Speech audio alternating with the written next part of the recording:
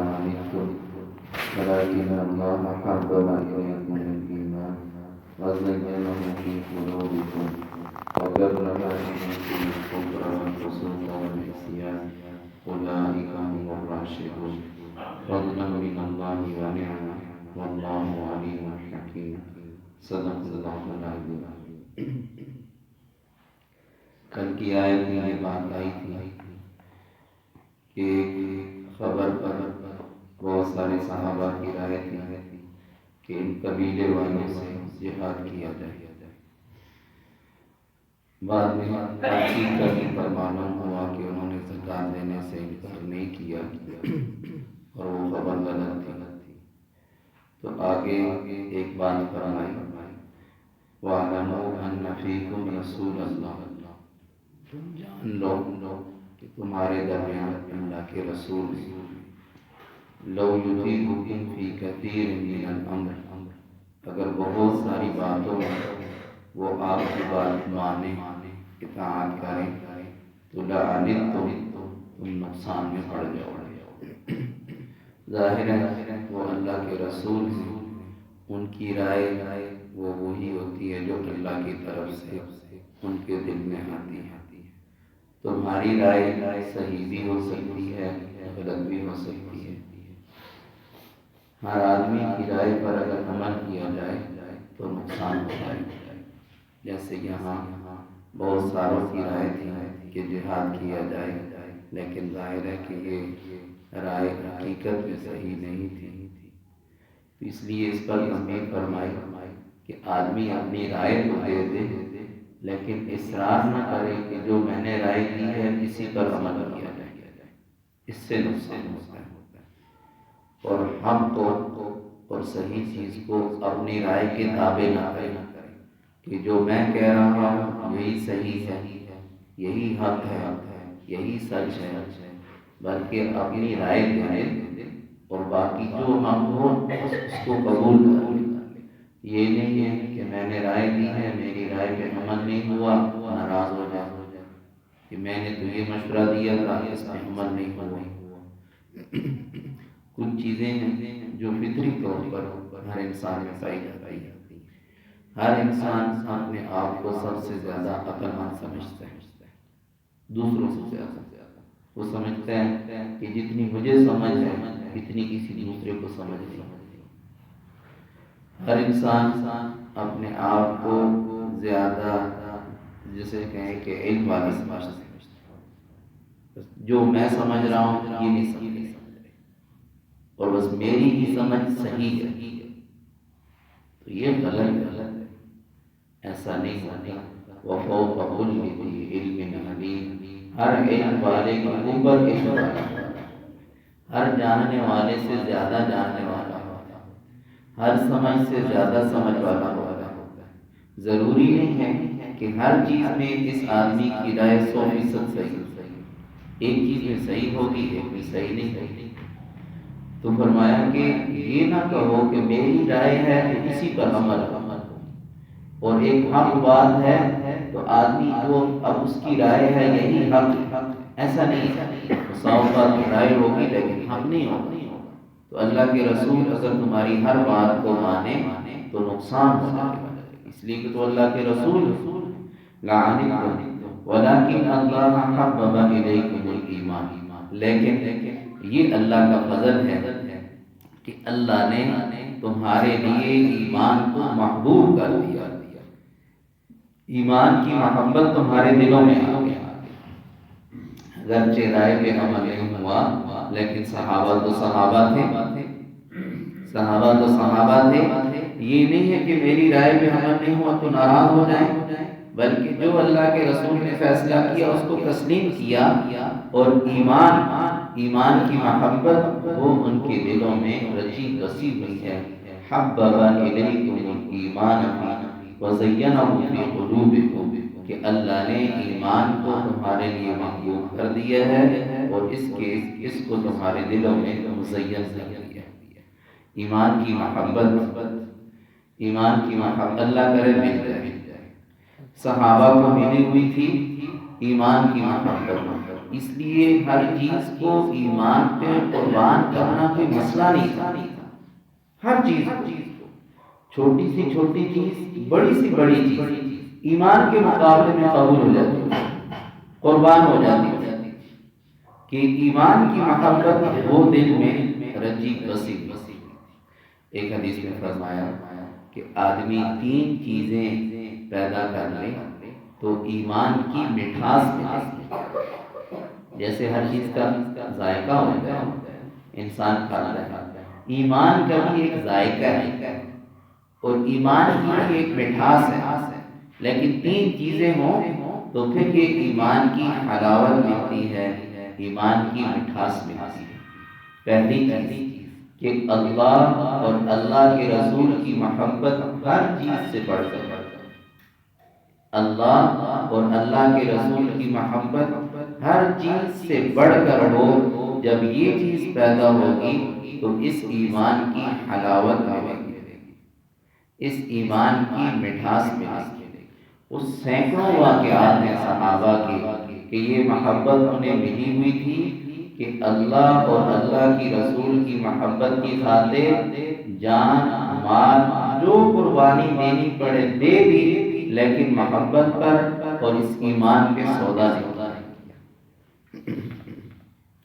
حضرت خبیب رضی اللہ تعالیٰ عنہ ان کو سولی دینے لگے تو کسی کافر نے کہا کہ اگر آپ کو سولی نہ دی جائے اور آپ کی جگہ پر اللہ کے رسول کو سولی دے دی جائے تو آپ کو یہ قبول ہے؟ تو کہنے لگے میری جگہ پہ اللہ کے رسول کو سولی دینا تو بہت بڑی بات ہے، مجھے تو یہ بھی گوارا نہیں ہے کہ میری جان چھوٹ جائے اور اللہ کے رسول کو ایک کانٹا چھٹا جائے، یہ بھی گوارا نہیں۔ جان دینا تو بہت بڑی بات ہے، مجھے سولی نہ ملے اور اللہ کے رسول کو اس کی جگہ پہ کانٹا چھٹ جائے، مجھے تو یہ بھی گوارا نہیں۔ حضرت حبیب بن زید رضی اللہ تعالیٰ عنہ صحابی، ان کو آپ علیہ السلام نے مسیلمہ کذاب جس نے نبوت کا دعویٰ کیا تھا اس کی طرف بھیجا، اس کو ایمان کی اسلام کی دعوت دی۔ یہ جب گئے یمامہ تو اس مسیلمہ نے بجائے اس کے بات کو مانتا ان کو پکڑ کر سامنے لایا اور کہنے لگا کہ آپ اس بات کی گواہی دیتے ہو کہ میں اللہ کا رسول ہوں؟ تو وہ فرمانے لگے کہ میں تو سنتا ہی نہیں ہوں کیا کہہ رہے ہیں، کہ یہ تو ایسی بات ہے جو سمجھ میں نہیں آتی۔ پھر کہا کہ کیا تم یہ گواہی دیتے ہو کہ محمد اللہ کے رسول ہیں؟ کہا یہ گواہی دیتا ہوں۔ کہنے لگا ان کا دایاں ہاتھ کاٹ دو، دایاں ہاتھ کاٹ دو، خون بہہ رہا ہے۔ پھر کہا کیا تم گواہی دیتے ہو کہ میں اللہ کے رسول ہوں؟ میں سنتا ہی نہیں۔ کہا یہ گواہی دیتے ہو کہ محمد اللہ کے رسول ہیں؟ ہاں دیتا ہوں۔ کہا بایاں ہاتھ کاٹا۔ پھر کہا گواہی دیتے ہو کہ اللہ کا رسول ہوں؟ میں سنتا ہی نہیں۔ کہا گواہی دیتے ہو کہ محمد اللہ کے رسول ہیں صلی اللہ علیہ وسلم؟ کہا جی ہاں۔ کہا ان کا دائیں ٹانگ کاٹ دی۔ پھر یہی کہا مجھے اللہ کا رسول ماننے۔ کہا محمد اللہ کے رسول ہیں؟ کہا کہ ان کی دائیں ٹانگ کٹ، دایاں ہاتھ بھی کٹ گیا، بایاں ہاتھ بھی کٹ گیا، دائیں ٹانگ بھی کٹ گئی، بائیں ٹانگ بھی کٹ گئی۔ میرے محترم بھائیوں، کہنا آسان ہے، سنانا آسان ہے، سننا آسان ہے۔ کوئی ایک ناخن تو کھینچے، کوئی ایک بال کو کھینچے۔ آج تو لوگ بیوی کی خاطر ایمان تبدیل کر دیتے ہیں، بچوں کی خاطر ایمان قربان ہو جاتا ہے۔ کوئی تھوڑی سی آفر کر دے، پیسے دے دے، کوٹھی دے دے، عہدہ دے دے، لوگوں کا ایمان چلا جاتا ہے۔ یہ کیا ایمان تھا، یہ کیا ایمان تھا، یہ کیا محبت تھی۔ ادھر بھی کٹ گیا، ادھر بھی کٹ گیا، یہ بھی کٹ گیا، یہ بھی کٹ گیا۔ ایک دیکھنے والے کہتے ہیں یوں لگتا تھا جیسے کوئی گیند پڑا ہے۔ اور پھر گردن کٹی، ان کی والدہ تک پیغام آیا کہ یوں آپ کا بیٹا شہید بھی ہوا اور اس کیفیت میں شہید ہوا. وہ بھی صحابیہ تھی. کہنے لگی اسی دن کے لیے تو دودھ پلایا، اسی کے لیے تو دودھ پلایا تھا. تو یہ محبت، اور یہ جب آتی ہے پھر ایمان کی حلاوت، پھر ایمان کی مٹھاس. تو پہلی چیز کہ اللہ اور اللہ کے رسول کی محبت ہر چیز سے بڑھ کر ہو، پھر ایمان کی حلاوت ملے گی. اور دوسری چیز کہ جس سے محبت ہو اور جس سے نفرت ہو صرف اللہ کی خاطر، صرف اللہ کی خاطر. کسی سے محبت ہے تو اللہ کے لیے، اور کسی سے نفرت ہے تو اللہ کے لیے. کسی سے محبت ہے تو دین کی وجہ سے، کسی سے نفرت اور دوری ہے تو بے دینی کی وجہ سے. یہ ایمان کی حلاوت ملنے کا سبب ہے. اور تیسری چیز کہ ایمان سے نکل جانا اسے ایسے ہی ناگوار ہو جیسے کوئی آدمی اس کو آگ میں پھینکے اور اس کو برا لگتا ہے اور ناگوار گزرتا ہے. ایمان سے نکلنا ایسا ناگوار ہو جائے.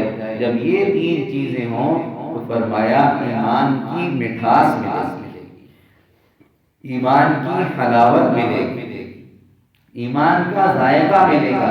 اور یہ ذائقہ ان صحابہ کی بستیوں میں پایا جاتا ہے. انہوں نے پایا تھا. ایک عورت کھڑی ہے، جنگ سے وہ لوگ واپس آ رہے ہیں، کہنے لگے اللہ کے رسول کا کیا حال ہے؟ کسی نے کہا تمہارا بیٹا شہید ہو گیا. پھر کہنے لگی اللہ کے رسول کا کیا حال ہے؟ کسی آنے والے نے کہا تمہارا خامد بھی شہید ہو گیا. پھر کہنے لگی اللہ کے رسول کا کیا حال ہے؟ کہا تمہارا بھائی بھی شہید ہو گیا. پھر کہنے لگی اللہ کے رسول کا کیا حال ہے؟ کہا تمہارا والد بھی شہید. بیٹا، بھائی، خامد، والد، اور کوئی رشتہ ہی نہیں. پھر پوچھا اللہ کے رسول کا کیا حال ہے؟ کہا وہ خیریت سے ہیں. کہا جب وہ خیریت سے ہیں تو ہر مصیبت ہلکی ہے، ہر مصیبت تھوڑی ہے. یہ کوئی مصیبت نہیں ہے اگر اللہ کے رسول خیریت سے. یہ ایمان کا ذائقہ. حضرت حسن بصری رحمہ اللہ 110 ہجری میں انتقال ہوا. 110 ہجری میں صحابہ کے بعد تابعین کا دور ہے. کسی نے ان سے پوچھا صحابہ کیسے تھے؟ آج 1450 سال ہو گئے. اس وقت صرف ایک صدی گزری تھی، ایک صدی. کسی نے تابعین ہیں، وہ لوگ ہیں جنہوں نے صحابہ کو دیکھا تھا. ان سے کسی نے پوچھا صحابہ کیسے تھے؟ تو حسن بصری فرمانے لگے اگر صحابہ تمہیں دیکھتے تو کہتے یہ تو زندیق ہیں، اور تم صحابہ کو دیکھتے تو تم کہتے سارے پاگل ہیں، سارے پاگل ہیں. یہ تابعین ہیں، اور وہ یہ کہہ رہے ہیں کہ صحابہ تمہیں دیکھتے تو کہتے زندیق ہیں، یہ مسلمان نہیں ہیں. یہ کیسا اسلام ہے، کیسا ایمان ہے؟ اور تم صحابہ کو دیکھتے تو تم کہتے کہ یہ صحیح نہیں، یہ پاگل ہے. اتنا بڑا فرق صرف ایک صدی میں. میرے مطلب آج تو 1450 سال ہو گئے. ہمارا ایمان، ہماری ایمان کی محبت، ہماری ایمان کے لیے قربانی. میں عرض کر رہا ہوں چند ٹکوں میں لوگ بک جاتے ہیں اپنی عزت کے لیے، اپنی میں کے لیے. ایمان کے احکام بے فارغ ہو جاتے ہیں. میری عزت پہ فرق نہ آئے اور میرے عہدے پہ فرق نہ آئے اور لوگوں میں میری واہ بنی رہے. ایمان جاتا ہے، ایمان جاتا ہے. اور یہ واقعہ تو میں نے یہاں پتہ نہیں کتنی مرتبہ عرض کی ہے، اور بار بار اس لیے عرض کر رہا ہوں کہ اپنے ایمان کی آدمی ہمیشہ سلامتی مانگتا رہے، اللہ سے ایمان کی محبت مانگتا رہے. یہ ہمارے یہاں بہت بڑی وبا ہے، بہت بڑا وبال ہے. 3 طلاقیں دے دی اور اس کے بعد مسئلہ ڈھونڈنے شروع ہو گئے. کہیں سے گنجائش ملے. اور تو ایک عورت نے ہمارے پاس ہمارے مدرسے میں مسئلہ بھیجا. کہ میں اپنے خامد کے ساتھ رہنا چاہتی ہوں اور اس نے مجھے 3 طلاقیں دی ہیں، اگر اسلام چھوڑنا پڑے میں تیار مجھے خامد چاہیے، مجھے بچے چاہیے۔ تو جب یہ صورتحال ہو، کہاں سے ایمان کی محبت ہے، کہاں سے ایمان کی حلاوت ہے؟ ایک طرف میں عرض کر رہا ہوں کہ وہ کہہ رہے ہیں بیٹا مر جائے، خامد مر جائے، والد مر جائے، بھائی مر جائے، اللہ کے رسول سلامت ہیں، ہر مصیبت ہلکی ہے، ہر مصیبت ہلکی ہے۔ اور ایک یہ ایمان والا ہے کہ صرف خامد مر نہ جائے، خامد چھوٹ نہ جائے، ایمان چلا جائے، بیٹے مجھ سے چھوٹ نہ جائے، ایمان چلا جائے، اور مجھے یہ پیسے اور یہ عہدہ کہیں چلا نہ جائے، ایمان چلا جائے۔ وَلَكِنَّ اللَّهَ حَبَّبَ إِلَيْكُمُ الْإِيمَانَ، اللہ نے اس ایمان کو تمہارے دلوں میں محبوب کر دیا، وَزَيَّنَهُ فِي قُلُوبِكُمْ، اور تمہارے دلوں میں مزین کر دیا، خوبصورت کر دیا، وَكَرَّهَ إِلَيْكُمُ الْكُفْرَ، اور انہیں ناپسند ہے، انہیں یہ چیز مکروہ لگتی ہے، ناپسند لگتی ہے، کفر اور فسوق اور عصیان، نافرمانی، اس کے اندر جانا، اس میں مبتلا ہونا، یہ سب ناپسند ہے۔ اولئک هم الراشدون، یہی لوگ ہیں ہدایت یافتہ، یہی لوگ ہیں ہدایت یافتہ۔ فضلا من اللہ و نعمت، اللہ کا فضل اور نعمت ہے، واللہ علیم حکیم، اللہ تعالیٰ